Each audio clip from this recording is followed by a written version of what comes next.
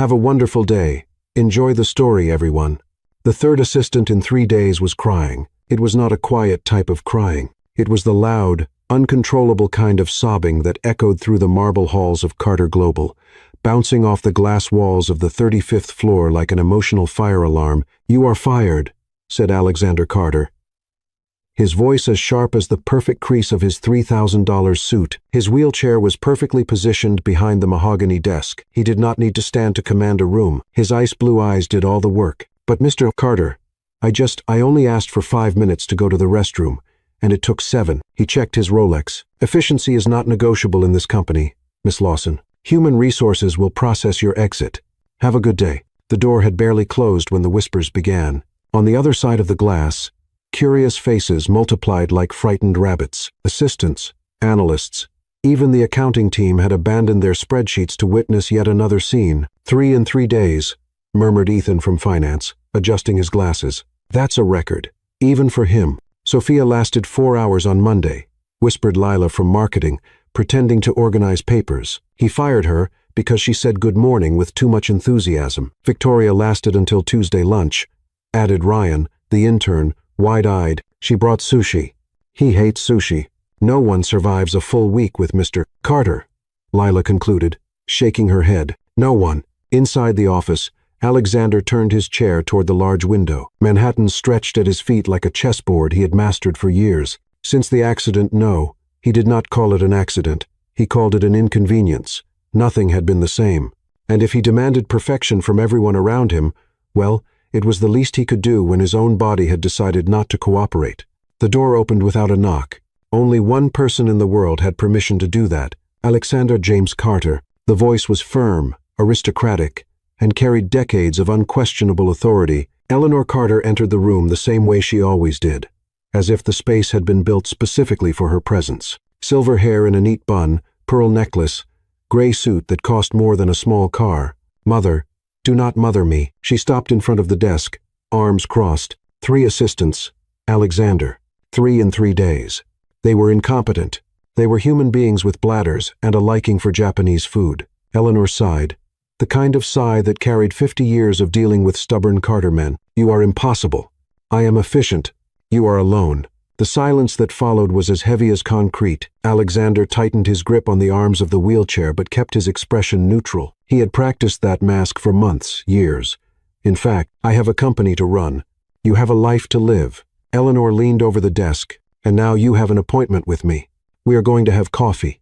I have a board meeting in 20 minutes, which I rescheduled for an hour from now." She smiled, victorious. "Your assistant well." Your former assistant confirmed it before she was dismissed. Alexander closed his eyes. Of course she had done that. "Mother, do not argue. You need to clear that bad temper before meeting the board. And I need a cappuccino." She was already heading to the door. "Come now." Arguing with Eleanor Carter was as productive as arguing with a hurricane. Alexander took a deep breath, unlocked his chair, and followed her. The cafe was on the building's ground floor, a modern space with minimalist pendant lights and light wood tables. It was one of the few places where Alexander could be relatively anonymous, although anonymous was a loose term when you were the CEO of one of the largest tech corporations in the country and arrived in a custom-made wheelchair that cost more than a college education. The line was long. Naturally, Eleanor did not get in line. She simply walked up to the counter as if she had a permanent reservation, which, thinking about it, she probably did. That was when Alexander heard it. "Okay, Claire Mitchell, you can do this. It's just a cappuccino. You've been doing this for 3 years. 3 years. This is not heart surgery. It's coffee with foam. Coffee with foam." He frowned. A voice came from behind the counter. A young woman with brown hair pulled into a slightly crooked ponytail, wearing a uniform with a milk stain on the sleeve, was staring at the coffee machine as if it were a quantum supercomputer, and she was talking to herself. "All right, press the button. The right button. That one. No, not that one. The other one, the other one. Claire." She pressed the button. The machine made a sound that was definitely not normal. A jet of steam escaped from the side, followed by a splash of milk that hit her shirt. "Fantastic. Now I look like I fought a cow and lost." Eleanor turned to Alexander, her eyes shining with something he had not seen in a long time. Genuine amusement. "She's wonderful. She's a disaster." "Exactly."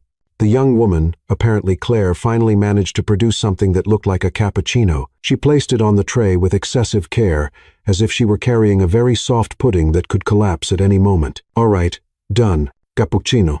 No explosions, just the shirt and my dignity. But the coffee is perfect. She looked at the cup. At least I think it is. Do you look nice, cappuccino? Presentable? Because I don't. But you need to make up for it. Eleanor approached the counter. Dear. Claire lifted her eyes, startled, as if she had not noticed there were real customers in the cafe. Oh, hi. Hello. Yes, how can I help you? Of course I can. It's literally my job. She laughed. Nervous. Sorry. I was testing the machine. Quality check. Very important. Very professional. Eleanor smiled. 2 cappuccinos, please. And don't worry about the machine. My son here is an expert at making expensive equipment, refused to cooperate. Alexander shot his mother a deadly look. Claire blinked, looked at Alexander, and her face turned slightly red. Oh, you're Mr. Place. Carter, the CEO of the entire building, who technically pays me indirectly through several levels of hierarchy, but still. She took a deep breath. All right, Claire, stop talking. Make the coffee. Impress the billionaire. Don't spill anything on him. Alexander raised an eyebrow. She really talked to herself out loud all the time. 2 cappuccinos, she repeated, turning quickly to the machine. Too simple. Easy. You can do this. Eleanor leaned toward Alexander and whispered, I want her. What? As your assistant? Alexander nearly choked. You're joking. I am completely serious. Eleanor watched Claire with the same expression she used when she found a rare antique at an auction. She's perfect. She talks to coffee machines. And you talk to Excel spreadsheets at 3 a.m. We all have our quirks. Before Alexander could respond, Claire turned around with 2 perfectly made cappuccinos, the foam forming small hearts. Here they are. 2 cappuccinos. No victims. Today was a good day. Eleanor took the cups, handed one to Alexander, and then did something completely unexpected. She took a business card from her purse and slid it across the counter. Dear, have you ever thought about changing careers? Claire took the card. Confused. What? Human Resources, 12th floor. Tell them. Mrs. Carter sent you. Monday, 9 a.m. Don't be late. And then Eleanor simply walked out, leaving Alexander frozen in his chair and Claire staring at the card as if it were a treasure map written in Mandarin. Wait, what just happened? Claire looked at Alexander. Your mother just offered me a job here in this building? The same building where you fired 3 people in 3 days? Alexander closed his eyes. Welcome to my personal nightmare, Miss Mitchell. And then he wheeled out, pushing the chair harder than necessary, while behind him, Claire murmured, All right. That was surreal. Completely surreal. Should I accept? Should I refuse? Was I just recruited by a queen of the corporate world while I had milk on my shirt? Eleanor was waiting in the hallway, smiling like the cat that had eaten the canary. She's perfect, Alexander. She's chaotic, Mother. She's exactly what you need. Eleanor took a sip of the cappuccino, someone who isn't afraid to say what she thinks, even if she says it to herself. Alexander looked at his mother, then at the cafe, then back at his mother, and for the first time in months, he felt something other than the constant anger he carried inside his chest. Curiosity, which somehow was even more dangerous. Claire Mitchell was in the wrong elevator. She was sure of it because the right elevator, the one used by baristas and maintenance staff for the service floors, definitely did not have Italian marble flooring and mirrors that made you question all your life choices. Okay, Claire, you pressed the wrong button. She murmured to her reflection, which looked just as confused. Just press it again. Go back to the ground floor. Pretend none of this ever happened. But before she could press anything, the doors opened on the 35th floor, and there stood a woman in a navy blue suit, holding a clipboard and a smile that seemed designed by a corporate robot. Claire Mitchell? Ah, yes. Claire held the empty tray she had brought from the cafe. At least it could serve as a shield if things got complicated. But I think there must be a mistake. I just came to ask about the matter Mrs. Carter mentioned yesterday. And perfect. Please follow me. The woman turned on her high heels with military precision. Wait, where are we going? To your workstation, of course. Claire blinked. My what now?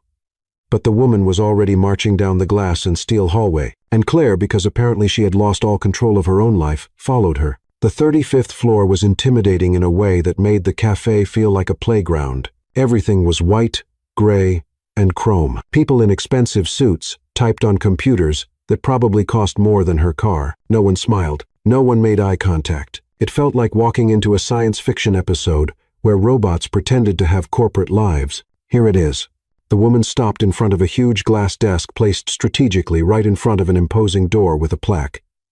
Alexander Carter, CEO. Claire felt her stomach drop. I'm sorry, but why is there a desk in front of Mr. Carter's office? Because it's your desk. The woman smiled and handed her an ID badge. Welcome to Carter Global, Miss Mitchell. I'm Jessica from HR. Mrs. Carter personally requested your hiring process this morning. Claire looked at the badge.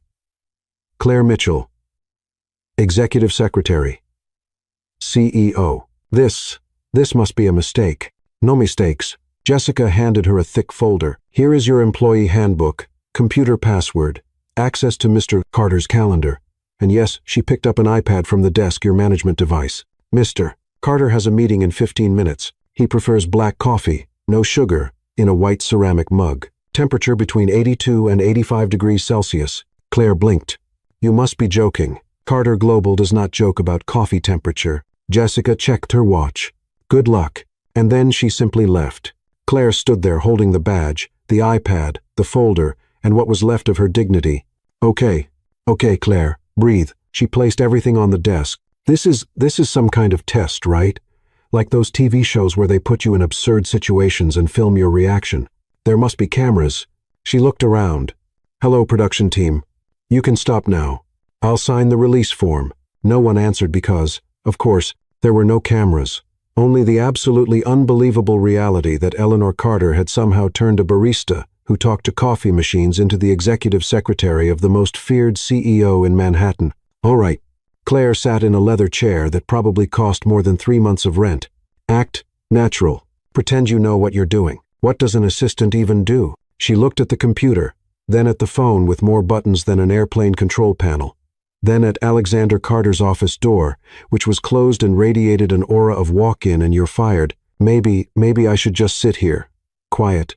Decorative. That's a skill, right? At that moment, the door opened. Alexander Carter appeared in his wheelchair, wearing a charcoal gray suit and an expression that could freeze the sun. His eyes met Claire's. He stopped for 3 full seconds. No one said a word. Then, Alexander sighed, the kind of sigh that carried the weight of 1,000 questionable decisions, and turned the wheelchair back into the office. Come in. It was not a request. Claire stood so fast she almost dropped the iPad. Yes, of course. Coming in. She tripped over her own leg, recovered, and stepped through the doorway like a baby giraffe learning to walk. Alexander's office was exactly what she expected. Minimalist, flawless, and intimidating. An entire glass wall showed Manhattan stretching to the horizon. Awards and certificates were aligned with military precision.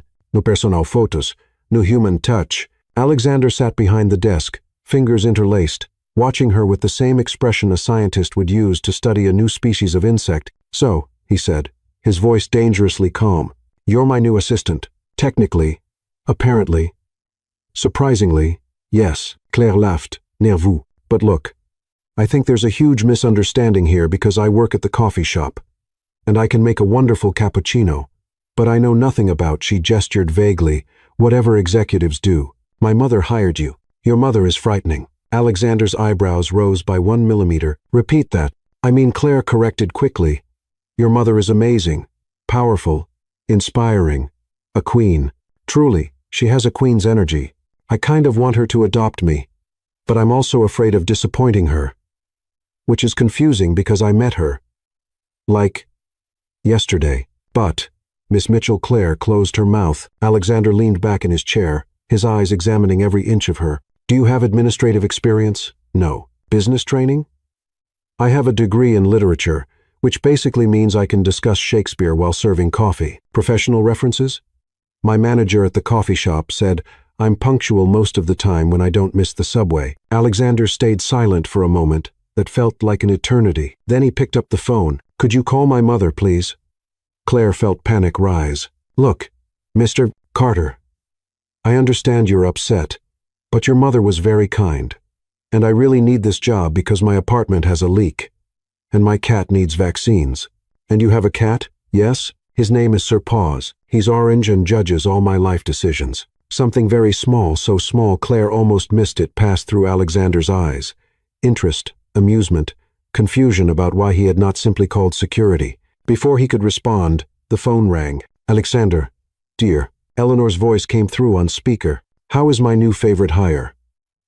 "Mother, we need to talk about how she's perfect." "I completely agree. Transfer her to my office, or I will. She has no experience." The other three had no interesting flaws, and look how that ended. She talks to herself, and you talk to spreadsheets. At least her comments are humorous. Claire wanted to melt into the floor and disappear. Alexander closed his eyes, clearly fighting an internal battle. When he opened them again, there was something new there. Not acceptance, not happiness, but resignation with a touch of curious disbelief. "Very well." He hung up and looked at Claire. "You stay. I stay. Under one condition." He leaned forward. "I will make this the hardest week of your life. You will want to quit. You will beg to go back to the coffee shop. And when that happens, and it will happen, you will admit that my mother was wrong." Claire swallowed hard. "This is like a challenge. It's a prediction." They stared at each other for a tense moment. Then Claire, for reasons she did not fully understand, smiled. "I accept." Alexander blinked. "What?" "I accept your challenge. 1 week. Let's see who gives up first, you for dealing with me, or me for surviving you." And at that moment, Alexander Carter realized 2 things. First, his mother was far more manipulative than he had imagined. Second, he had just made the worst bet of his life. "Your first task," he said, pointing to the door, "is to organize my calendar for the next 3 days. No conflicts, no mistakes, no questions." Claire nodded, turned with exaggerated confidence, and almost walked into the glass door. "I knew it was there." Reflex test. We passed. When she finally left, Alexander looked up at the ceiling and murmured, "What did I do to deserve this?" Outside, Claire sat at the desk, opened the iPad, looked at the screen full of color-coded appointments that looked like hieroglyphs, and whispered, "All right, Sir Paws. If I never return, you inherit my mug collection." And while she tried to figure out the difference between alpha-level board meeting and green strategic call, Alexander watched through his office window. 3 assistants in 3 days. But this one was going to be interesting. The conference room looked like it had been designed to intimidate. A polished mahogany table reflecting the recessed lights above, leather chairs that probably cost more than a semester of college, and 12 executives in identical suits looking at Claire as if she were an alien who had just landed on Wall Street, which, technically, was not far from the truth. "All right, Claire," she whispered to herself, adjusting the tablet she had been trusted with 10 minutes earlier. "You can do this. It's only a meeting. You've served coffee to important people. This is basically the same, just without the coffee, and with a much greater chance of public embarrassment." Alexander entered the conference room, his wheelchair moving quietly across the gray carpet. He did not even look at her, just positioned himself at the head of the table with the authority of someone who had built that empire. "Good morning," he said, and immediately all the executives sat up straighter. Claire tried to do the same, but her elbow hit the tablet, which slipped off the table and fell to the floor with a sound that echoed like thunder. Pairs of eyes turned to her. "Sorry," she murmured, quickly picking up the tablet. It was slippery, a traitor. "I'll sue Apple later." A man with thick-framed glasses frowned. Alexander cleared his throat. "Miss Mitchell will be joining the meeting today. Please proceed with the reports." One by one, the executives began their presentations. Numbers, charts, growth projections that made Claire's head spin. She tried to take notes, but half the time she did not understand the corporate language. "Q4 showed a 23% growth in the B2B segment," said a bald man from finance. "Is that good?" Claire whispered to herself, "Sounds good. 23, a solid number." The man paused, looking at her. "I'm sorry. I was just confirming mentally. Please continue." Alexander pressed 2 fingers to his temple as if a headache was forming in real time. Then she walked in. Laura Vance did not walk. She made an entrance. Perfectly styled blonde hair falling in waves over her shoulders. A fitted black dress that expressed power and money. Heels that made a sharp sound with every step. She was everything Claire was not. Polished, confident, and absolutely belonging to that world. "Sorry for being late," Laura said with a smile that did not reach her eyes. She sat next to Alexander, placing a hand on the arm of his chair with practiced familiarity. "Alexander, dear, we need to discuss the 3rd quarter launch campaign." "Dear." Claire felt something strange in her stomach, as if she had eaten an expired sandwich or jealousy. But obviously, it was not jealousy because she had known Alexander for literally 1.5 days. "Laura, this is not the moment," Alexander said, gently moving his arm away from the chair. "There's always time for strategy, Alexander." Laura finally looked at Claire, her eyes making a quick and clearly judgmental scan. "And who is this?" "Claire Mitchell, new executive assistant," Alexander answered, without emotion. "Assistant." Laura smiled, but it was not a kind smile. "How interesting. Where did you work before, Claire?" "At the coffee shop," Claire answered before thinking. "Complete silence. On the ground floor," she added, as if that made the situation better. "I made an excellent cappuccino. I won Employee of the Month twice. I have a certificate." The man with the glasses coughed, disguising what was definitely a laugh. Laura raised a perfectly shaped eyebrow. "Fascinating. Alexander has always had an eclectic taste in hiring. It was my mother's choice." Alexander cut in, and something in his tone made it clear the subject was closed. The meeting continued, but Claire could feel Laura's eyes on her like lasers. When they reached the design report, someone projected images of a new product on the screen. Alexander leaned forward, studying them with intensity, and Claire, without realizing it, murmured, "He looks like a millionaire penguin in an expensive suit." The silence that followed was overwhelming. 12 heads turned at the same time. Alexander froze, his fingers still above the tablet. Claire felt the blood leave her face. I said that out loud." No one answered, but their expressions confirmed that yes, she had absolutely said that out loud, not that penguins are bad. She rushed to explain. "Penguins are elegant, sophisticated, and the suit is beautiful, very expensive. Probably Italian or French or from somewhere that makes suits very well." The man with the glasses was biting his lip hard. The woman from marketing had her hand covering her mouth. Laura was looking at Claire as if she were a particularly irritating insect that needed to be crushed. Alexander, however, did something unexpected. He turned his face slightly, and Claire saw for just a second the corner of his mouth tremble. He was trying not to laugh. "Miss Mitchell," he said, his voice controlled but with something different in the tone. "Perhaps you should take quiet notes." "Yes, quiet.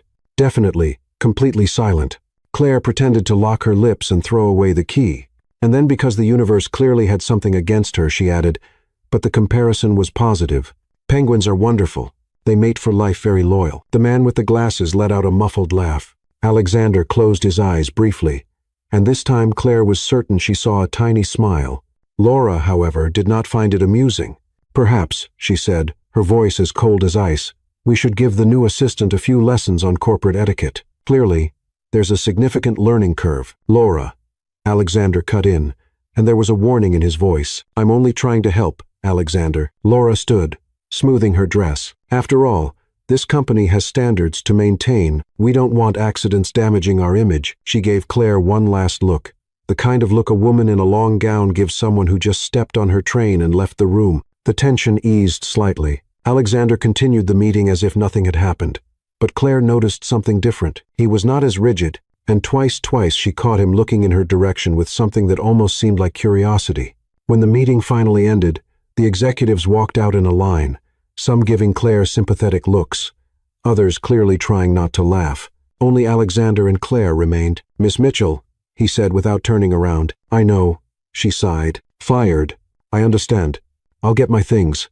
And you compared me to a penguin, a stylish penguin in an expensive suit." He turned his chair, and Claire saw something that completely shocked her. Alexander Carter was almost smiling. "My mother was right," he said, more to himself than to her. "You're absolutely chaotic. Is that a compliment?" "No," but his tone suggested that maybe it was. He passed by her on his way to the door, then paused. "Laura doesn't like you. I noticed.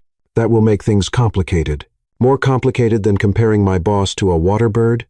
This time, he definitely smiled small, quick, but it was there. "We shall see, Miss Mitchell. We shall see." And as he left, Claire stood there processing. Alexander Carter had almost laughed because of her. "Okay, Claire," she murmured. "You officially have no idea what's happening, but keep doing whatever this is. Apparently, chaos is working." Outside in the hallway, Laura watched through the glass wall, and for the first time in years, she felt something she was not used to feeling. Threatened, Claire had a theory. If you carried enough hot coffee, eventually you would develop superpowers of balance. That theory was about to be proven very wrong. It was 2 on a Thursday, and Alexander had a crucial presentation for Japanese investors. Claire had been instructed to do exactly one thing: bring coffee to the conference room without causing an international incident. "Okay, you can do this," she murmured, balancing the tray with 6 porcelain cups.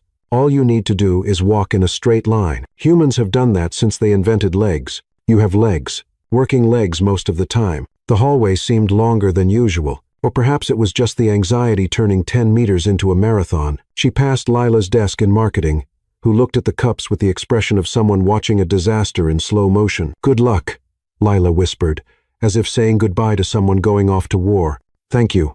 I'll need it." The conference room door was slightly open. Claire could hear Alexander's voice firm, professional, presenting growth projections in such a flawless way that it probably impressed even dictionaries. She took a deep breath and pushed the door with her shoulder. Everything happened in slow motion. The door opened faster than she expected. Her foot caught on the carpet, the tray tilted, and 6 cups of coffee began a chaotic dance of gravity and bad luck.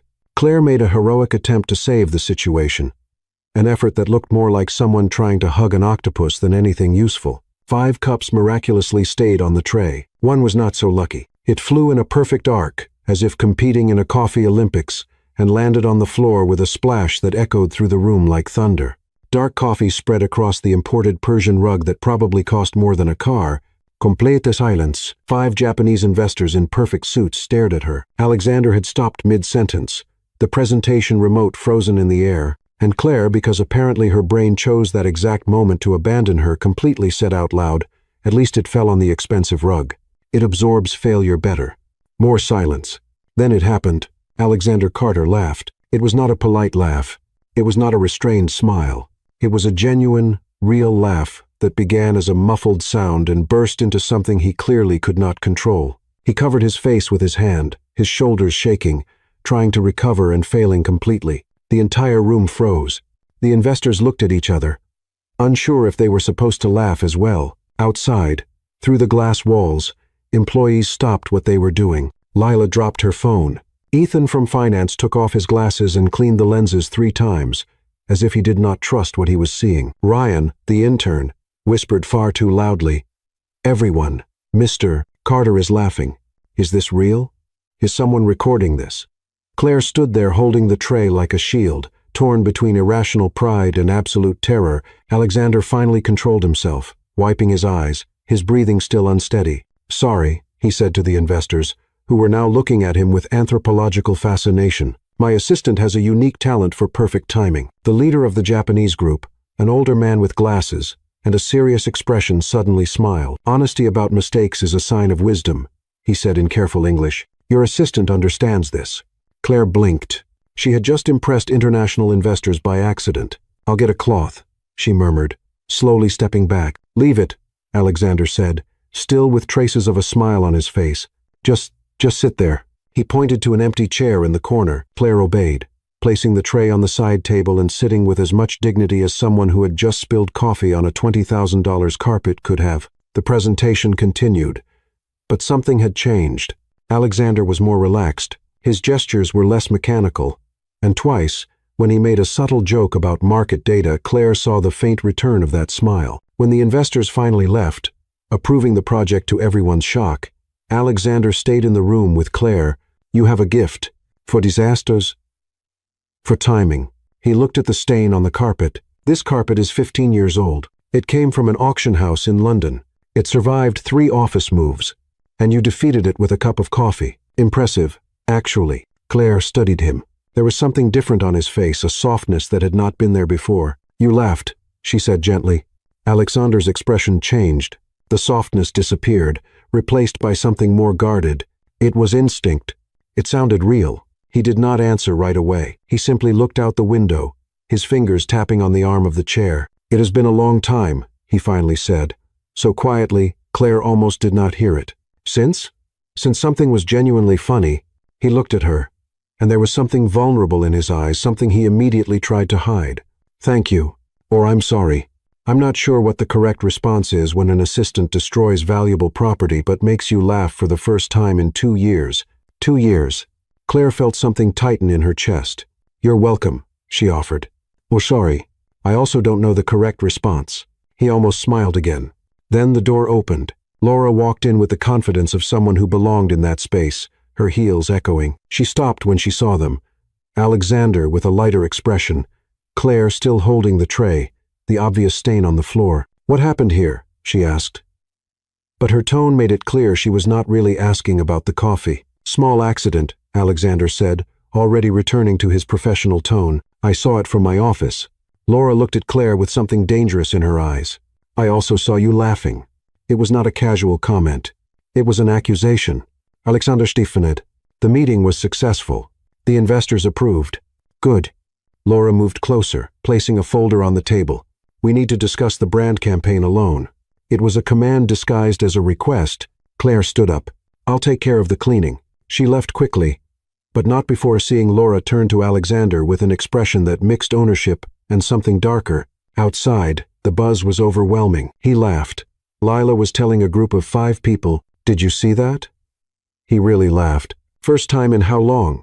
Ethan asked. "Years," Ryan whispered dramatically. Since the accident, Claire stopped in front of her desk, looking at the closed office door through the glass. Inside, she saw Laura speaking with energy, her hands gesturing. Alexander only listened, his expression back to the carefully constructed neutral one. The smile had disappeared completely, as if it had never existed, and Claire realized something that made her feel strangely sad. Alexander Carter had forgotten what it felt like to laugh until that moment, and someone was very, very bothered by it. Laura Vance did not reach the top of the public relations division at Carter Global by being kind. She got there by being strategic, relentless, and absolutely brilliant at identifying threats before they became problems. And at that moment, looking through her glass office window at the desk where Claire Mitchell was struggling to understand how an electric stapler worked, Laura saw a major threat. Alexander had laughed. For the first time since the accident that had pushed everyone away, including her, Alexander had laughed because of a clumsy barista who talked to inanimate objects. Unacceptably. Laura picked up the internal phone and dialed 3 numbers in sequence. 15 minutes later, she was sitting in the board meeting room with 3 of the company's most influential directors.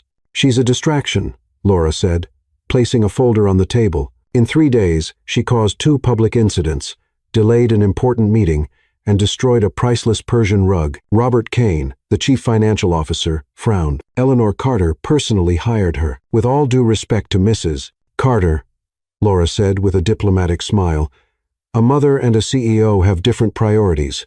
Eleanor see potentiel. We see corporate responsibility. Miss Mitchell has no qualifications, no experience, and is creating a work environment that is unstable." "Unstable? How?" asked Pamela Ruiz, chief operating officer. Laura leaned forward. "Alexander is different, more distracted. She makes him laugh in the middle of presentations. This affects his leadership image. Investors need stability, not entertainment." It was not completely a lie, but it was not completely the truth either. And Laura was an expert at using strategic versions of reality. "What do you suggest?" Robert asked. "Transfer, perhaps to another department. Or place her back in her previous position, something that minimizes direct contact with the CEO." The directors exchanged glances. "We'll monitor the situation," Pamela finally said. "But you make valid points, Laura." That was all she needed. Claire was having a serious argument with the elevator. "Look," she said to the polished steel doors, "I know you don't like me. That's fine. I don't like you either. You're claustrophobic, and make that strange noise on the 12th floor. That sounds like you're judging me." The door stayed closed. She pressed the button again. "Please. I need to deliver these documents to the 23rd floor. If I take the stairs, I'll get there when it's already night." The elevator continued its silent strike. "Big deal, you metal box," Claire muttered. "You're not even that special. I bet you don't even have decent Wi-Fi." The doors finally opened, and inside was Alexander Carter, looking at her with a mix of amusement and resignation. "You were arguing with the elevator." Claire froze, her face immediately red. "I was testing the acoustics for security purposes."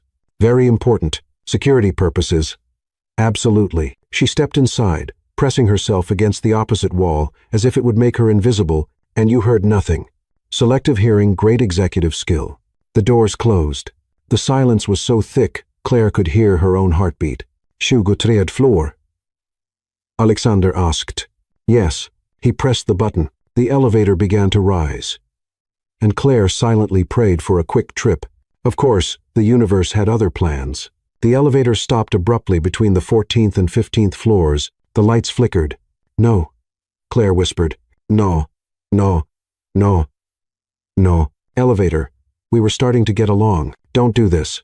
Alexander picked up the internal phone. "This is Carter. We're stuck in elevator D." A crackling voice replied. "Maintenance on the way." "Mr. Carter, 5 to 10 minutes. He hung up. Claire looked up at the ceiling, arms crossed. "I knew it. You're vindictive." She pointed at the buttons. "This is because I called you a metal box. Is that it? Too sensitive for modern technology." Alexander watched with clear fascination. "You truly talk to everything. Only when I'm nervous or bored or awake." She turned to him. "I'm sorry. I know you're trying to avoid me." He frowned. "What? The last 2 days, you leave rooms when I enter, you cancel meetings where I'd be present. You ask other people to give me instructions." Claire shrugged. "You don't need to be subtle. If you want me to leave, just say so." Alexander was silent for a long moment. "I'm not trying to avoid you. Then you're doing a poor job pretending I don't exist." He paused, clearly uncomfortable. "Laura made some comments about your suitability for the position." Claire felt something tighten in her chest. "Oh, I see. And she's not entirely wrong. You have no experience. You're chaotic. Thank you for the brutal honesty." But he continued, and there was something different in his voice. "My mother is rarely wrong about people, and you're different. Different in a bad way or a good way." Alexander looked at her directly. "I'm still deciding." The elevator chose that moment to shake slightly. Claire held onto his wheelchair. "All right, now it's just being dramatic. You're afraid of elevators." "I'm afraid of metal boxes hanging from cables over 30 floors of free fall. Yes, it's called survival instinct. It's called anxiety." Alexander found himself letting out something that almost sounded like a quiet laugh. "Have you always been like this?" "Like what?" "Saying everything you think." Claire considered the question. "My mother said I came into the world already narrating. The nurse asked if I was all right. And apparently I answered, 'All good here. Just processing the existential trauma of leaving a warm and comfortable place.' I was 20 seconds old." This time Alexander truly laughed. It was soft, almost reluctant, but it was real. "You made that up?" "Maybe." Claire smiled. "But it made you laugh, so it was worth it." The elevator shook again, and the lights flickered before steadying. Alexander watched her with an expression she could not read. "Why do you do that? Make up stories? Try to make me laugh." Claire grew serious. "Because you seem like someone who forgot how, and that's sad." She leaned against the wall. "And because when you laugh, your whole face changes. You look human, not the intimidating CEO, just Alexander." His name sounded different coming from her softer, more sincere. He looked at his hands, fingers interlaced. "Laura said I'm different when you're around. And is that bad? She thinks it's a distraction. And you? What do you think?" Alexander lifted his eyes. And there was something vulnerable there, something he rarely showed. I think he paused. "I think I didn't mind being distracted until someone pointed it out." The elevator finally came back to life with a jolt. The doors opened on the 15th floor, where 2 maintenance technicians waited with tools. "Sorry for the delay, Mr. Carter," one of them said. Alexander simply nodded and left, Claire following. But before they entered the next elevator, he turned. "Miss Mitchell." "Yes?" "Keep being you, no matter what Laura or anyone else says." And then he stepped into the elevator, leaving Claire standing there processing. "All right, Claire," she murmured. "What just happened?" "He basically said he wants you around, or are you reading too much into it?" "Probably reading too much into it. Definitely reading too much into it." But when she finally stepped into the next elevator, she was smiling, and she did not see Laura watching from a distance, phone in hand, eyes cold as ice. The war had only begun. Claire was not supposed to be there. It was 8:15 at night. The building was almost empty, and she definitely should not be wandering alone on the empty 35th floor at night. But she had forgotten a folder in Alexander's office, and technically she was still an employee, so technically it was not trespassing. Technically. "All right, Claire," she murmured. Walking down the quiet hallway, "Get the folder. Leave fast. No one needs to know you're still here after hours like an amateur corporate spy." The 35th floor hallway looked different at night. No employee chatter, no phones ringing, only the low hum of the air conditioning and her own soft footsteps on the carpet. She had walked through that private area dozens of times during the day. but she had never seen that door at the end open. She was almost at Alexander's office when she heard it. Sounds heavy breathing, a muffled sound of effort, and music. Something instrumental and motivational that sounded like a dramatic movie soundtrack. Claire stopped. The sounds came from the door at the end of the hallway, a door she had never seen open. Curiosity had always been her weakness. Just a quick look, she whispered. Quick, scientific, completely appropriate. She approached slowly, and through the small frosted glass window on the door, she saw lights on, and then she saw him. Alexander was on parallel bars, his hands gripping the metal bars as he tried to take a step. Sweat ran down his face. The muscles in his arms trembled with effort, and beside him, a strong physical therapist in a blue polo shirt gave instructions. One more. Mr. Carter, you can do it. Alexander muttered something that was probably not appropriate for corporate environments, but he took the step. His right leg moved a few inches. Claire held her breath. She did not know. No one knew. Alexander did physical therapy at night in secret, fighting to regain something the accident had taken from him. One more, the therapist said. I cannot. You can do it. Thomas, I swear if you say one more time that I can. Alexander closed his eyes, took a deep breath, and tried again. And Claire, without thinking, without a filter, without any control over her mouth, murmured, Come on, right leg. That's it. You can do it. The door was slightly open. Her voice echoed. Alexander and Thomas turned at the same time. Panic flooded Claire completely. He didn't. Open door. Accident. Folder. Science. None of those words made sense, not even together. Alexander stared at her, his breathing still heavy, his hand still holding the bars. Miss Mitchell, he said, his voice dangerously calm. What are you doing here? I forgot a folder. She lifted her empty hands, which is clearly not here because I'm in the wrong place. I'll leave now. Goodbye. Stop. It was not a request. Claire froze. Come back. She slowly obeyed, stepping into what was clearly a private physical therapy room. Medical equipment, treadmills, parallel bars, mirrors covering an entire wall. Thomas helped Alexander sit back in the wheelchair, handing him a towel. I'll get water, he said, giving Alexander a meaningful look before leaving. The silence was overwhelming. How much did you see? Alexander finally asked. Enough to know you're much stronger than you let people believe. He wiped his face with the towel. And now you're going to tell the entire company that the CEO needs help to take 3 steps. What? No. Claire moved closer. Alexander, this is incredible. You're fighting, working. You didn't give up. There's nothing incredible about 2 years of physical therapy just to move a leg a few inches. Yes, there is. She sat on a nearby bench. Because you didn't stop. You could have accepted the chair, stayed comfortable, but you didn't. Alexander watched her with an expression she could not read. Why are you really here? Folder. Remember a lie. You didn't even look toward the office. Claire exhaled.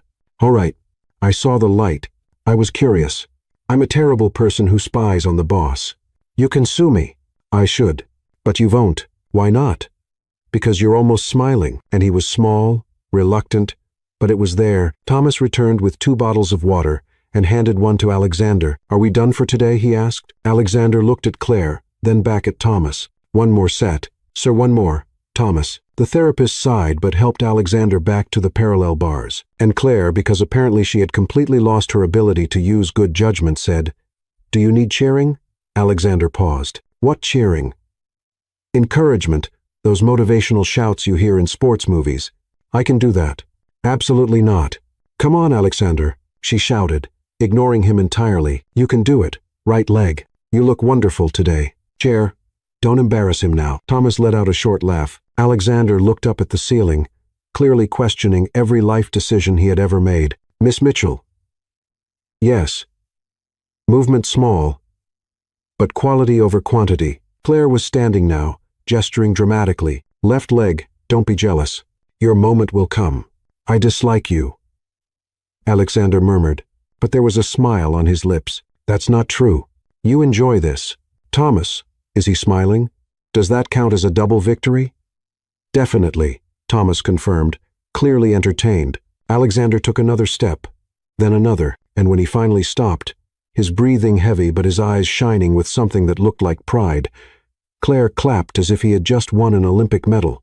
Champion. Someone play Eye of the Tiger. This man is a legend. Alexander laughed a real laugh. loud, and the sound filled the room like light. When Thomas finally helped him back into the chair, Alexander looked at Claire with an expression she had not seen before. Gratitude. Thank you, he said softly, for shouting embarrassing things, for not feeling sorry for me. Claire sat beside him. Why would I feel sorry? You're literally fighting to walk again. That's not sad, it's heroic. No one else sees it that way. Then no one else is paying attention. Thomas was putting equipment away, pretending not to listen, but Claire saw the small smile. Alexander was silent for a moment. Come tomorrow, he said suddenly. What?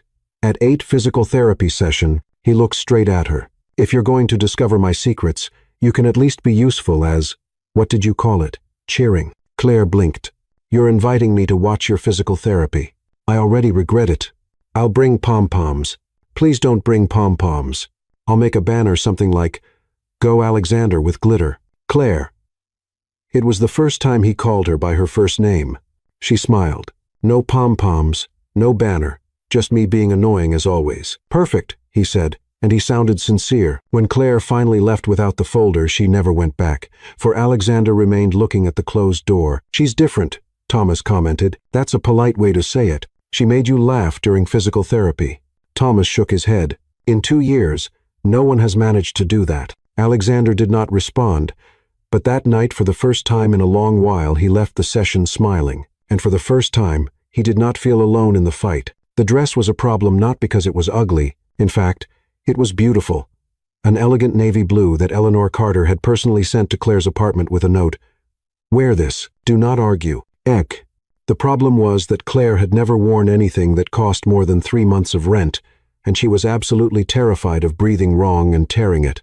Okay, Claire, she murmured to the mirror, fixing her hair for the 10th time. Don't spill anything, not champagne, not food, not him, especially not him. The annual Carter Global Charity Dinner was legendary. Billionaires, celebrities, politicians all gathered at the Plaza Hotel to donate money and pretend they liked one another. And Claire was going to be there as Alexander's social assistant, whatever that meant. A black limousine picked her up at 6 sharp. Inside, Alexander was already waiting impeccable in a black tuxedo, his hair perfectly styled, looking out the window with a distant expression. When Claire got in, he turned and paused for 3 full seconds. He simply looked at her. I know, Claire rushed to say, sitting awkwardly. I look like someone dressed up as a fancy person. Your mother has expensive taste. I promise not to ruin the dress. You look beautiful, Alexander said, and he sounded surprised by his own words. Claire felt her face warm. Thank you. You look, you know, as well. With the tux very James Bond. Fewer explosions, more spreadsheets. But still, he smiled that small smile she was beginning to recognize. The limousine slid through the streets of Manhattan, and Claire tried not to look like a fascinated tourist staring out the window. Nervous? Alexander asked, terrified. I'll be surrounded by people who probably have more money in their wallets than I make in a year. And I have to pretend I know how to use formal dinner silverware. How many forks do you even need to eat a salad? 4, 7, 3. See? I'm already wrong. Claire, he said, and there was something gentle in his voice. You'll be fine. Just be yourself. That's either comforting or frightening. I'm not sure. When they arrived at the plaza, a wave of flashes went off. Photographers calling names, reporters waving microphones. Is this normal? Claire whispered as Alexander got out of the limousine. Unfortunately, he extended his hand. Claire looked at it, then at him. You want me to help you get out? I want you to walk in with me as my companion. But you're in a wheelchair, I noticed. So technically, I should be pushing you. Please don't push me. These chairs cost $20,000. $20,000? Claire almost shouted. For a chair? Does it have GPS? Does it make coffee? Alexander laughed, and several photographers captured the moment. Inside, the ballroom was decorated like something out of a millionaire fairy tale. Crystal chandeliers, tables with white silk linens, floral arrangements that probably cost more than a used car. Eleanor appeared immediately, stunning in a silver evening gown. Claire, dear, you look perfect. She kissed both of Claire's cheeks. Alexander, close your mouth. You're drooling. Mother, Alexander warned, just motherly observations. Eleanor winked at Claire. Enjoy yourselves. And Alexander's smile. You're being photographed. She vanished in a cloud of expensive perfume and confidence. The evening began relatively well. Claire managed not to spill champagne, not to trip, and not to say anything terribly embarrassing for 45 minutes. Then she saw Laura. Laura Vance entered the ballroom like a vengeful apparition, wearing a red gown that looked like liquid fire. Each step calculated for maximum effect. She walked straight to Alexander. "Alexander, darling, you look radiant." Her gaze slid to Claire. "And you brought company. How unexpected." "Laura," Alexander said neutrally, "we need to discuss the speech. There are a few last-minute changes." She touched his arm with a sense of ownership. "In private, I'm fine right here," Alexander replied. Laura smiled, but there was ice in that smile. "Of course." She walked away, but Claire saw something in her eyes. Revenge. Dinner was served, 5 courses that Claire could barely identify, much less eat correctly. She used the wrong fork twice, dropped crumbs on her lap, and accidentally called caviar expensive fish eggs. Alexander thought it was hilarious. Then it was time for the speech. Alexander was announced, and the entire room turned toward the small stage in the center. He was positioned in front of the microphone, holding note cards. "Good evening," he began. "Thank you for..." The microphone screeched, then died completely. Silence. Alexander tested it again. Nothing. Across the room, Claire saw Laura adjusting something at a technical control table, a tiny smile on her lips. She had sabotaged the microphone. Alexander tried to continue without amplification, but 400 people in a large ballroom could not hear him, and Claire, without thinking, without planning, simply stood up. He said, "Thank you for being here." She shouted from the back of the room. Every head turned. Alexander looked at her, surprised. "Claire, sorry," she said, "Keter. I was just translating." "Keep going," someone shouted. Eleanor from her table nodded encouragingly. Alexander looked at Claire, then at his notes, and clearly decided to take the risk. He spoke, and Claire, heaven help her, repeated it loudly. "This foundation represents hope," Alexander said. "This foundation represents hope, and also a lot of your money, but mainly hope," Claire added. Laughter spread across the room.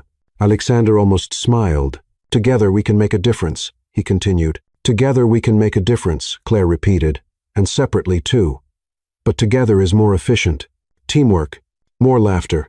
Alexander was clearly trying not to laugh as he gave his speech, and Claire improvised more and more absurd translations. "Thank you for your continued support. Thank you for your continued support and for your donations, which are very generous. Your accountants will enjoy the tax deduction."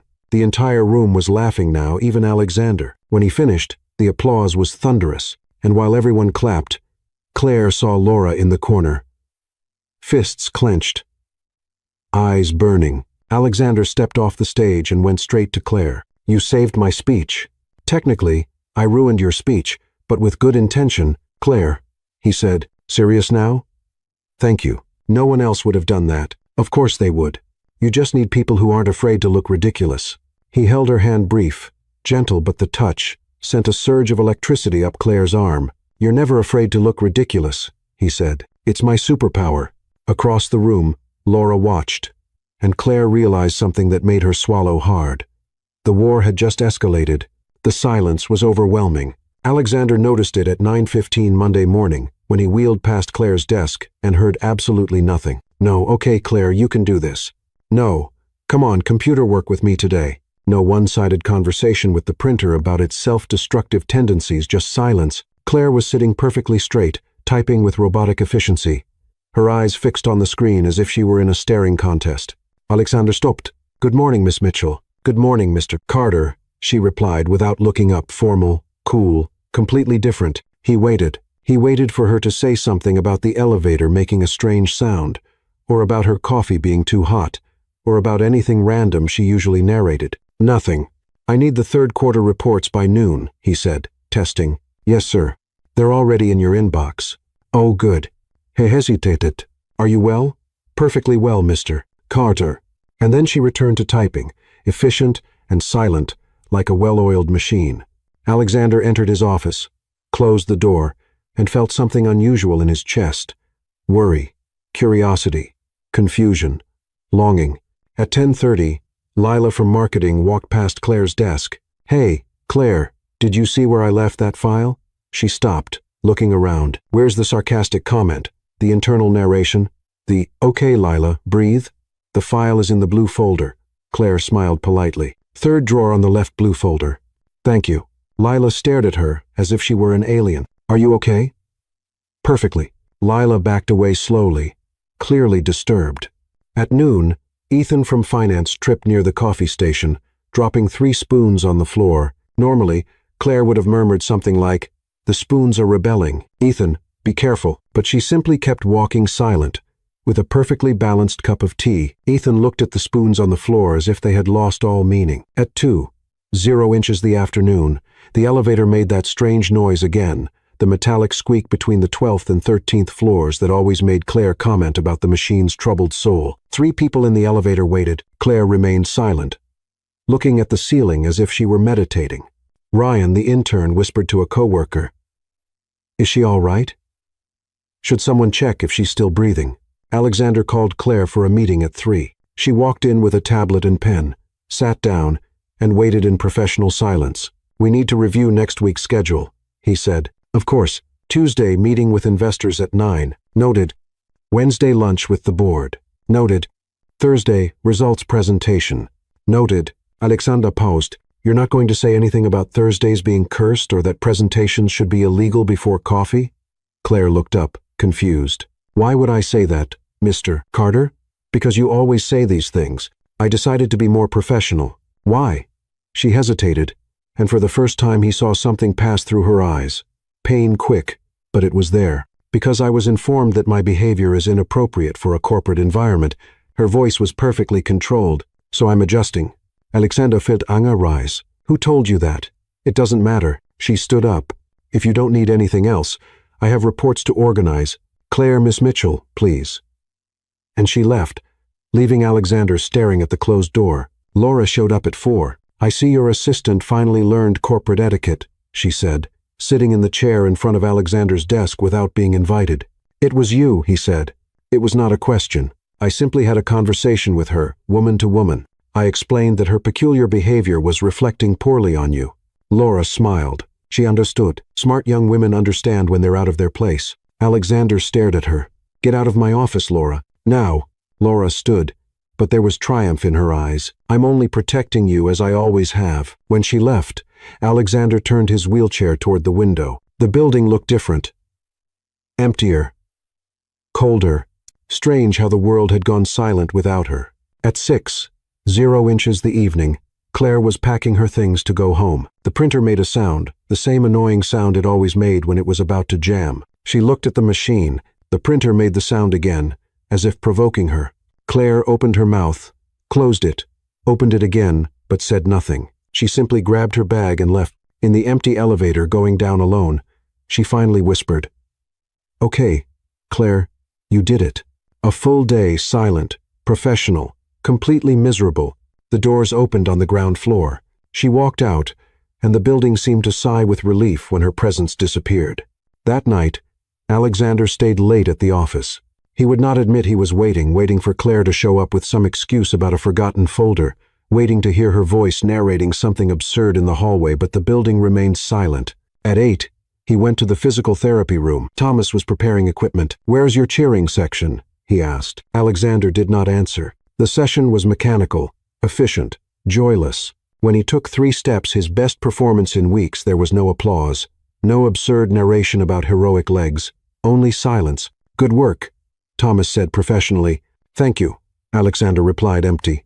The next morning, Claire arrived at 8 sharp, hair in a perfect bun, impeccable clothes, neutral expression. She greeted Alexander with a polite nod and returned to her desk and did not say a word the entire day. Lila tried to make conversation at lunch. "So, interesting weekend?" It was adequate. Adequate? Who answers with adequate? Claire only smiled politely and went back to eating her salad in silence. On the 3rd day of silence, something broke. Alexander was in a particularly tedious meeting with the legal department when he realized he was looking for Claire. He looking for some absurd comment, some observation that would make that torture bearable. But she was sitting in the corner taking perfect notes in absolute silence, and he realized something that hit him like a punch. He had grown used to her chaos, had grown used to the narrations, the improvised comments, the charming disorder she brought into every room. She was not the distraction. She was the only thing that made that place bearable. That night, Alexander called her into his office. "You may close the door," he said. Claire obeyed, waiting while standing, hands professionally clasped. "Sit." She sat. Alexander studied her. The tension around her mouth. The eyes that no longer shined. "Laura spoke to you," he said. "Yes." "What exactly did she say?" "That my behavior was inappropriate, that I was damaging your image, that I should act like a real professional or leave." Claire spoke without emotion, as if she were reading a weather report. Alexander felt anger rising. "And you believed her?" "She wasn't wrong. She was completely wrong." Claire finally looked at him, and there was pain in her eyes. "Alexander, I spilled coffee on $20,000 carpets. I compared you to a penguin in an executive meeting. I shouted absurd translations at a charity dinner." Her voice trembled slightly. "Maybe she's right. Maybe I don't belong here." "Stop. It's true. Claire Mitchell, do you hear me?" Alexander leaned forward. "I spent 2 years in this building surrounded by people who were impeccable, efficient, and completely empty. And then you showed up talking to elevators and narrating disasters, and for the first time in years, I remembered what it was like to feel alive." She blinked, surprised. "You what?" "Don't change," he said firmly. "Don't let Laura or anyone else erase who you are." Tears formed in Claire's eyes. "But what if I'm not good enough?" "You're exactly good enough." He paused. "You're perfect." The silence that followed was different, heavy, full of unspoken things. Then Claire whispered, "All right. Claire, don't cry in the CEO's office. That's definitely not professional." And Alexander laughed. The summons arrived by email at 10:00 the morning. Subject: Urgent meeting. Conference room B. 10:30. From Laura Vance, Director of Public Relations. Claire looked at the screen, her stomach sinking. "All right. This cannot be good," she murmured. "Urgent meeting with Laura. It can be anything but good. Termination. Probably termination. She'll fire me in a conference room with a panoramic view, because even that has to be dramatic." Lila walked past her desk. "You got the email too? You were called?" "No, but the whole building is talking." "Laura called only you." Lila made a face. "Good luck. You'll need it." At 10:30, Claire knocked on the conference room door. "Come in." Laura's voice was cold, even through the wood. Claire opened the door.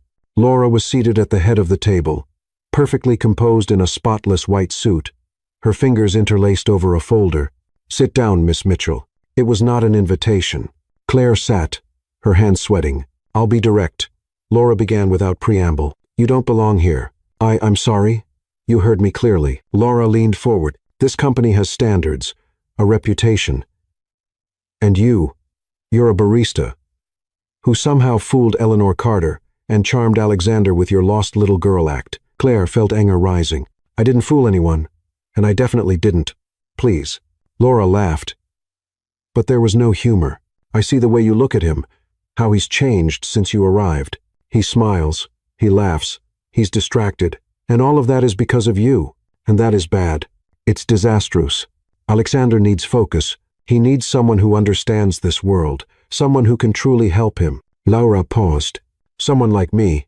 The truth finally clicked. "You still have feelings for him," Claire said softly. Laura's face hardened. "What I feel is irrelevant. What matters is what's best for him and for this company. And you, Miss Mitchell, are not—" She pushed a piece of paper across the table. "This is a resignation letter. Sign it. I'll ensure 3 months of salary as compensation." Claire looked at the paper.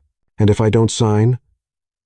Then I'll make your life here impossible." Laura smiled coldly. "I believe I've already shown I'm capable of that." Claire picked up the pen, looked at the signature line, and then something inside her broke, not sadness, not defeat, anger. "You know what?" she said, setting the pen down. "No." Laura blinked. "I'm sorry?" "No, I'm not signing." Claire stood. "Do you know what I realized? You're not worried about Alexander. You're worried about yourself. You feel threatened because for the first time in years he's happy, and it's not because of you. How dare you? And you know what else?" Claire continued, her voice rising. "I didn't fool anyone. I work hard. Do I make mistakes? Yes. Do I talk to myself? Also, yes. But I care truly about him, about this job. And I won't let you intimidate me into leaving because you can't handle the fact that Alexander moved on." Laura stood, her eyes flashing. "Leave now." "With pleasure." Claire left, slamming the door, and went straight to the elevator. The elevator was full. 8 people, including Ethan from finance, Ryan the intern, and 2 women from HR. Claire stepped in, pressed the button for the 35th floor, and tried to breathe. "Okay, Claire," she whispered to herself. "You survived. You didn't sign. You'll probably be fired anyway, but at least you kept your dignity about 20% of it. Maybe 15%.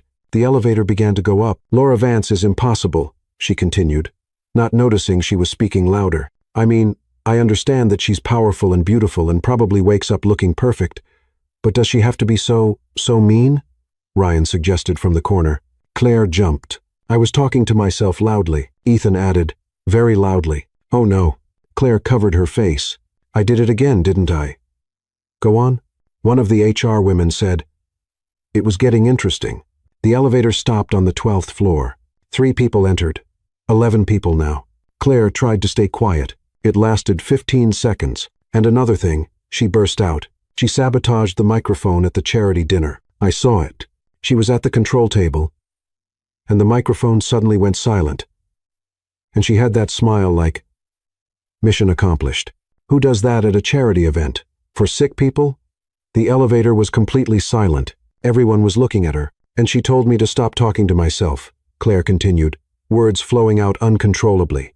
She said I was embarrassing Alexander, that I didn't belong here, that I should sign a resignation letter. But do you know what I think? I think she's jealous because Alexander is happy, and she can't control that. The elevator stopped on the 20th floor. 2 more people entered it. "Oh, this is good," one of them said. "Continue." And do you know the worst part? Claire was on a roll now, unstoppable. She thinks she's protecting him, but she's only protecting herself because she hasn't moved on from the breakup. And instead of living her life, she's sabotaging anyone who makes Alexander smile. The elevator stopped on the 23rd floor. Laura Vance entered. The silence was instant and deadly. 13 pairs of eyes moved between Laura and Claire like a tennis match. Laura looked around, sensing something was wrong. "What's going on here?" No one answered. Then Ryan, blessed Ryan, whispered far too loudly. She just narrated a scandal in real time. Laura turned slowly to Claire. Claire swallowed. "Technically, I was talking to myself. It's a medical condition.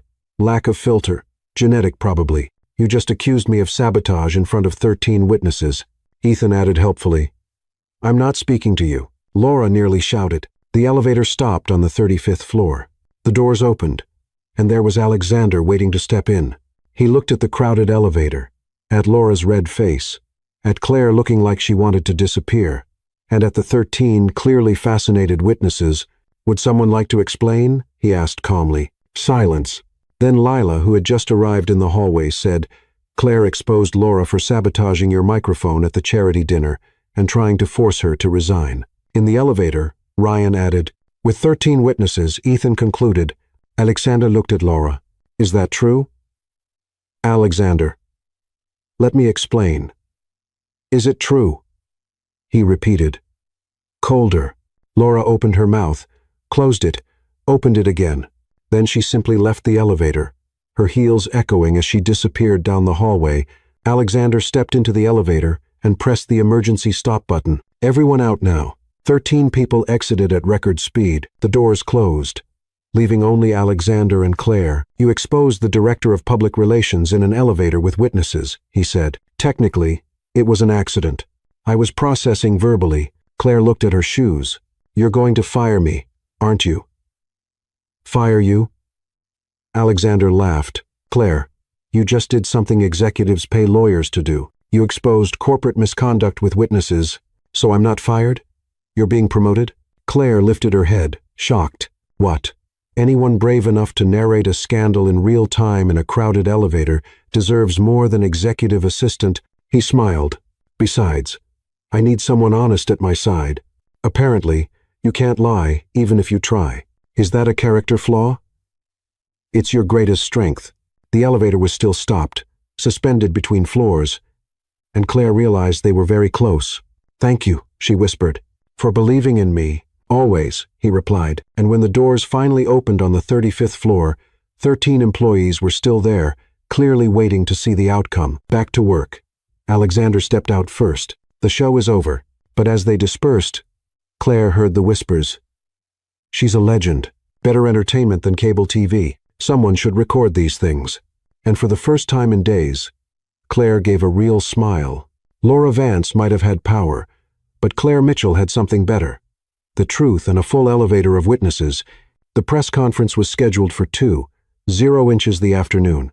It was the most important one of the year. Announcement of international expansion, new billion-dollar contracts, and the public presentation of Alexander Carter as a fully recovered CEO back in control. 200 journalists, 20 cameras, live broadcast for global investors, and Laura Vance had full access to the technical systems. Claire sensed trouble before it even began. She was backstage in the corporate auditorium, watching Laura walk around the sound equipment with a tablet in hand and a very small smile on her lips. "Okay, Claire, breathe," she murmured. "It could be paranoia. Maybe she's just checking things professionally with no harmful intentions." Laura looked directly at Claire through the glass and blinked. Definitely harmful intentions. Alexander entered backstage, impeccable in a navy suit. The speech printed in a leather folder. "Ready?" he asked Claire. "I should be asking you that. I've been giving speeches since I was 20. But his fingers tapped nervously on the folder. "It's just another one. It's the most important one," Claire corrected. "And you'll do great as always." He smiled that small smile she had learned to recognize as genuine. "Are you going to watch?" From the front row with mental pom-poms. No mental pom-poms. Too late. I'm already waving them. Eleanor appeared, stunning in a cream-colored suit. "Alexander, dear, it's time." She fixed his tie with motherly hands. "And Claire, you stay beside the stage. He likes to know you're there." "Mother," Alexander warned, but he was blushing. "What?" "Just factual observations." The opening music began. The auditorium lights dimmed. Alexander took a deep breath and went onto the stage. The auditorium exploded in applause. He positioned the chair behind the podium, the microphone adjusted at the perfect height, and began, "Good afternoon. Thank you for being here for this historic moment at Carter Global." The microphone died completely absolute digital silence. Alexander paused, tested the microphone. Nothing.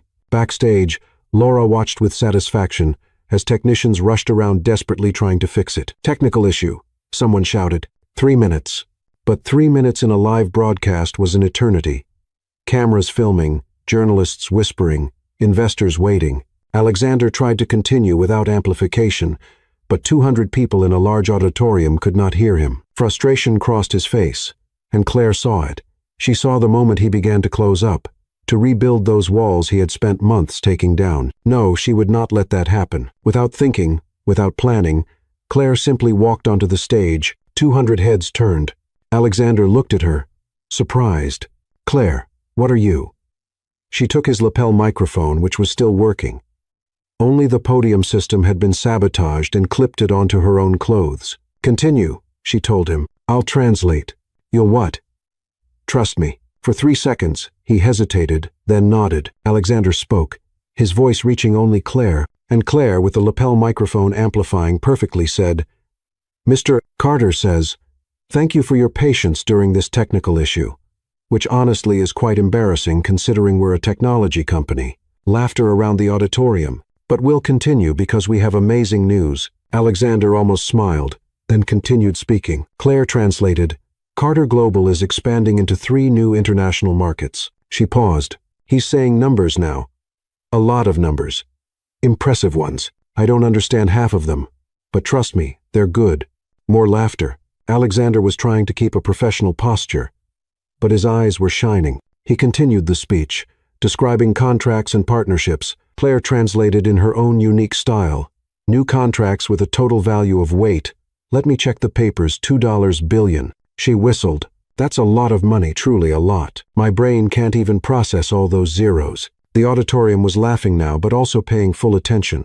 Then Alexander reached the emotional part of the speech, the part about resilience, about not giving up, despite the obstacles. He spoke softly, and Claire listened to every word. "He's saying," she began, her voice softer, "that the last 2 years were the most difficult of his life, that there were moments he wanted to give up, that the wheelchair felt like a sentence, not a tool." The auditorium was completely silent now.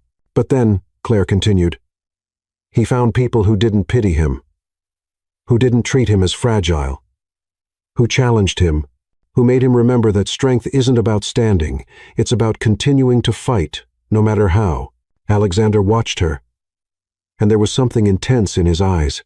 "And he wants to thank," Claire said, her voice trembling slightly, "the person who showed up, talking to herself, spilling coffee, and accidentally reminding him that imperfection is human, and humanity is what makes all this."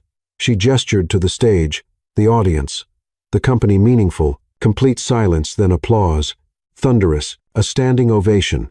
The entire auditorium. Alexander did not take his eyes off Claire. She handed the microphone back, whispering, "Sorry if I ruined your speech."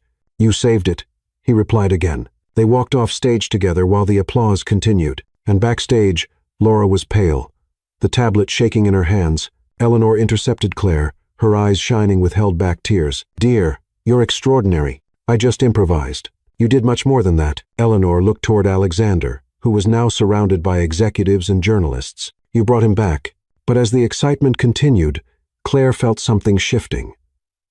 All those people wanting to talk to Alexander, all those cameras, all that attention, and she, the former barista who talked to elevators, suddenly very aware that she did not belong in that world. "Miss Mitchell," a journalist approached, "can you comment on your relationship with Mr. Carter?"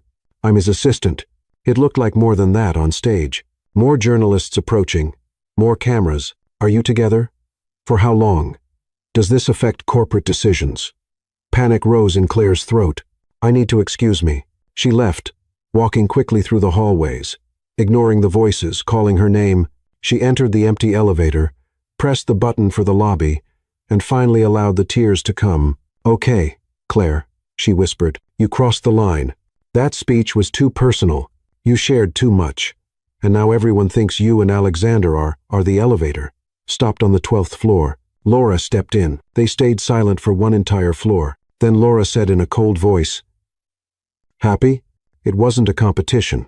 It always was." Laura stared at her.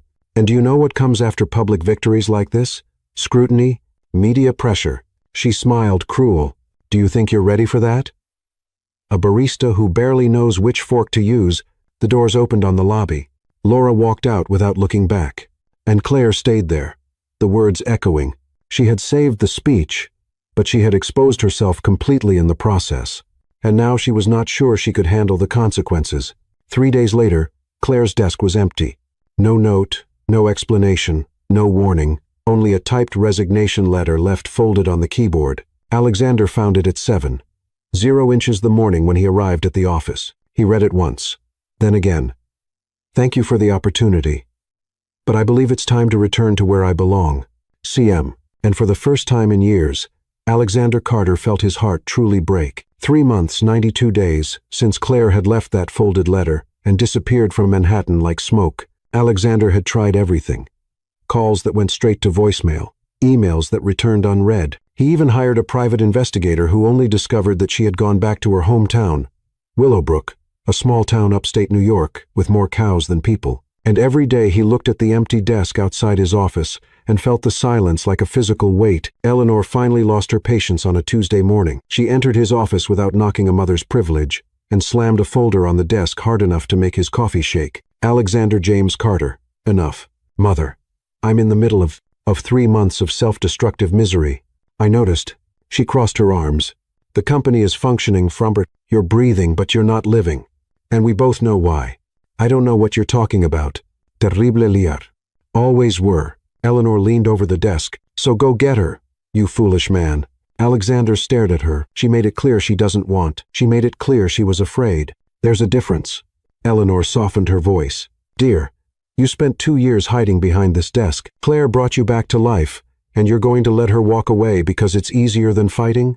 The words hit like a punch. "And if she doesn't want to see me, then you come back alone and at least you'll know you tried." Eleanor picked up her purse.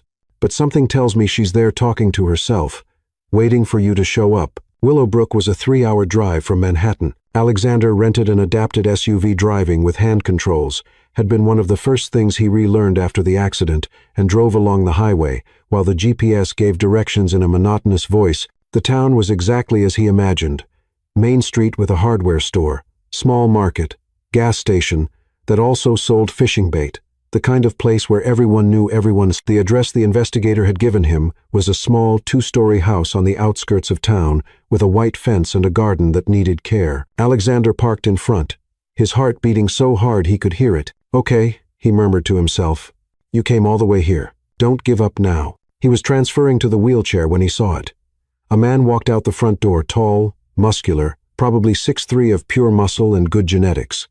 Dark hair, a t-shirt that showed arms that clearly spent time at the gym, easy smile, and he was carrying suitcases. Claire's suitcases. Alexander felt the world stop. The man placed the suitcases in the trunk of a blue sedan, then went back inside the house laughing at something. And then Claire appeared, hair down, jeans, and a simple t-shirt, laughing too. The man said something. She hit his arm playfully. Alexander could not breathe. She had moved on. Of course she had 3 months. She was beautiful, funny, incredible. Why would she not move on? And he had come all the way here, pathetic and desperate, to do what exactly? But then he saw the man carry one more suitcase, and something inside Alexander broke. He had not come all that way to give up on the sidewalk. Alexander pushed his chair to the front door and rang the bell. Claire opened it and froze. "Alexander." Her voice was pure shock. "What are you? How did you? May I speak with you?" he asked, and he hated how his voice shook. Yes, of course." She stepped out, closing the door behind her. "How did you find me?" "Private investigator. I'm sorry if it seems frightening. It seems desperate. I am desperate." Claire blinked. The man came out of the house at that moment carrying another suitcase. "Claire, this is the last." He stopped when he saw Alexander.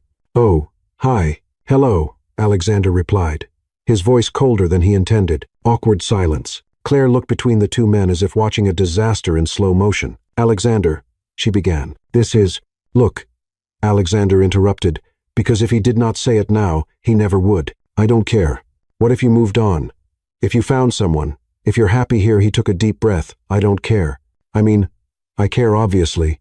I care a lot, but I came all this way because I need you to know something." Claire was very still. "In the last 3 months, I tried to go back to normal, tried to be the old Alexander. Efficient, focused, controlled." He let out a humorless laugh. "And I realized I don't want to be that Alexander. I want to be the Alexander who laughs at bad jokes, who listens to unexpected narration, who has mental cheerleading pom-poms. I want to be the Alexander you reminded me I could be." His voice broke.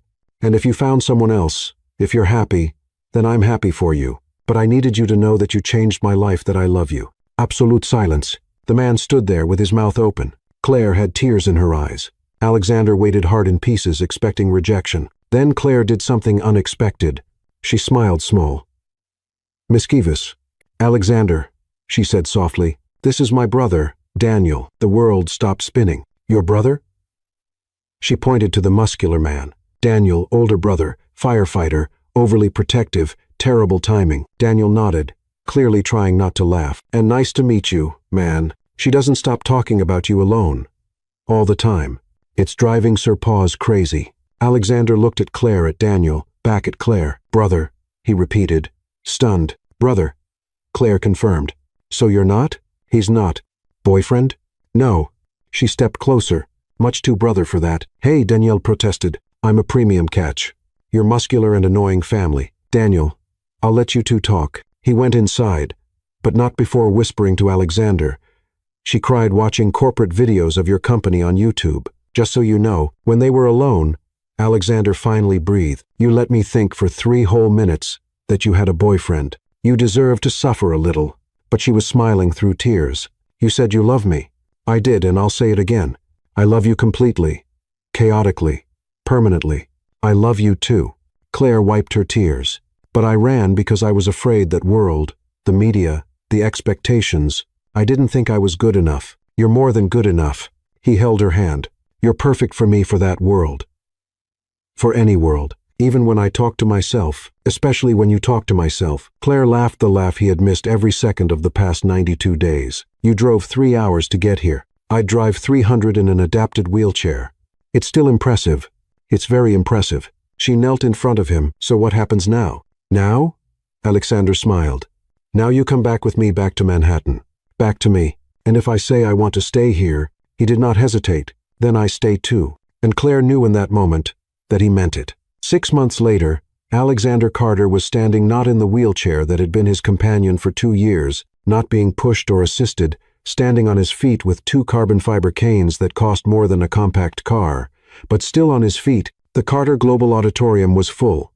Employees, investors, media, and in the front row, Eleanor Carter with a silk handkerchief tight in her hands and tears she refused to let fall because Carters do not cry in public.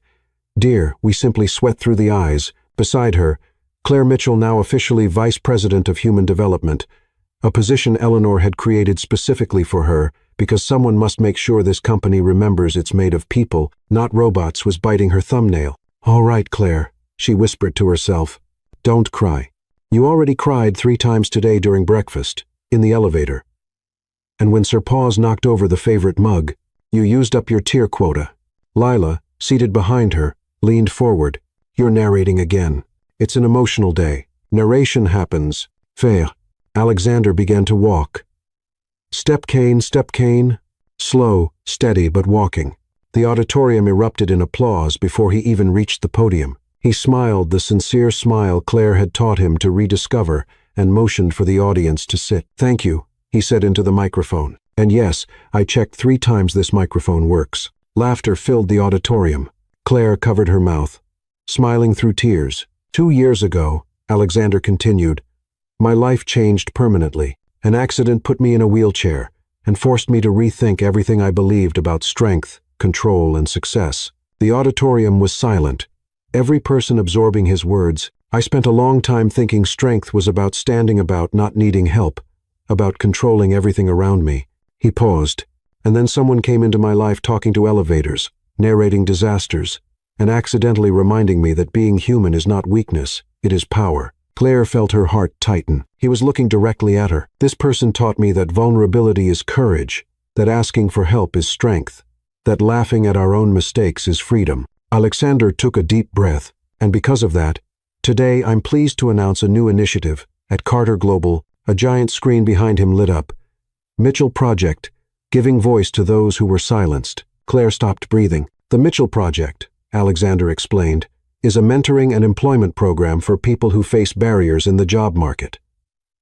People with disabilities, people who were silenced by systems that value perfection over potential, people who deserve a chance to show that chaos can be genius in disguise. Applause echoed. Claire was shaking.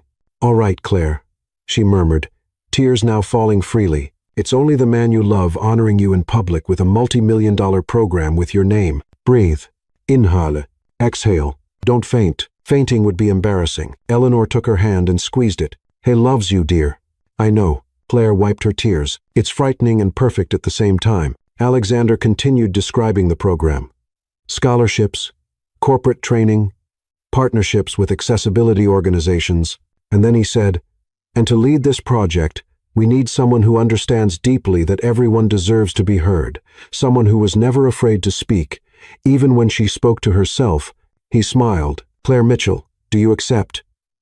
All eyes turned to her. Claire froze. What? To lead the Mitchell Project? Alexander looked at her with that expression that said, trust me.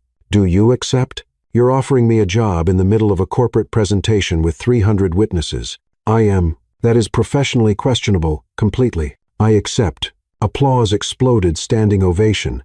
The entire auditorium. Claire stood, her legs weak, and walked to the stage. Alexander held out his hand. She took it. You named an entire program after me, she whispered. You filled my entire heart with your presence. We're even. That was sentimental. It was sincere. Sentimental and sincere. He laughed, and the sound was picked up by the microphone, echoing through the auditorium.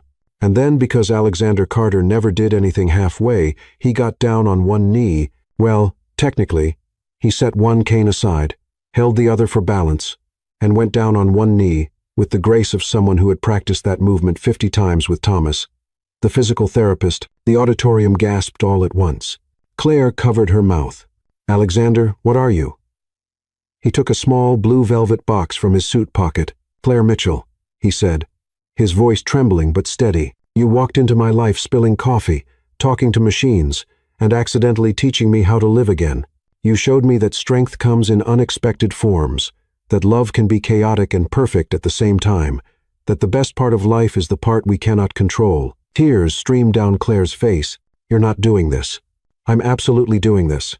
He opened the box, revealing a diamond ring that probably had its own postal code.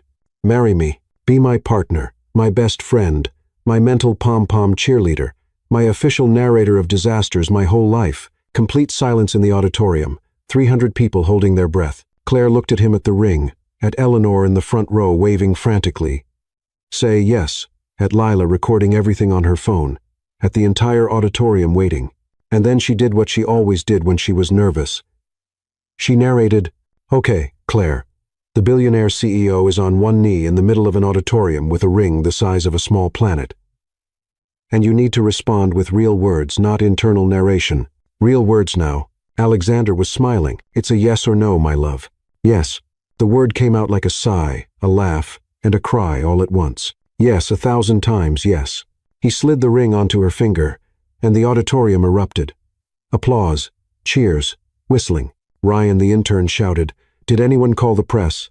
Alexander stood with effort, but he stood and pulled Claire into a kiss that made the last seated people rise to their feet, applauding. When they finally parted, Claire whispered, "You planned this. The program, the proposal, everything. Months of planning with help from your mother? Of course, she chose the ring. Of course she did." Eleanor went up on stage, ignoring corporate protocol, and hugged them both. "Welcome officially to the family, dear. You always were. But now it's legal." 3 months later, the wedding took place in the garden of the Carter estate, a place that looked like it came out of a fairy tale, with hundreds of hanging lights, white flowers everywhere, and an aisle Alexander had insisted on walking himself with canes slowly but standing. When Claire appeared at the end of the aisle in a simple and elegant white dress, hair loose with flowers woven through it, Alexander felt tears he did not try to hide. The ceremony was short, sweet, and interrupted only once when Claire murmured during her vows, "Okay, Claire, don't trip. Don't cry too much. Don't faint. This is the part where you promise to love him forever," which honestly is easy because you already loved him since the cappuccino incident. The officiant paused. "Miss Mitchell, are you narrating your own vows?" "Sorry, habit." Alexander laughed so loudly he had to lean on his canes. "Never change," he said. "I promise I won't." Then I promised to, and when the officiant declared them husband and wife, the kiss was witnessed by 200 guests, including Lila openly crying, Ryan recording everything, and Eleanor whispering to Thomas, the physical therapist, "I told you she was perfect for him." At the reception, Alexander stood to give the opening speech with cane slightly trembling but standing. "My wife," he began, and Claire gasped at the sound of the words, "taught me that the best stories are not about perfection, they're about imperfect people finding perfection in each other." He lifted his glass to Claire, the woman who arrived speaking to herself, and accidentally healed the silence in my life. "I love you forever."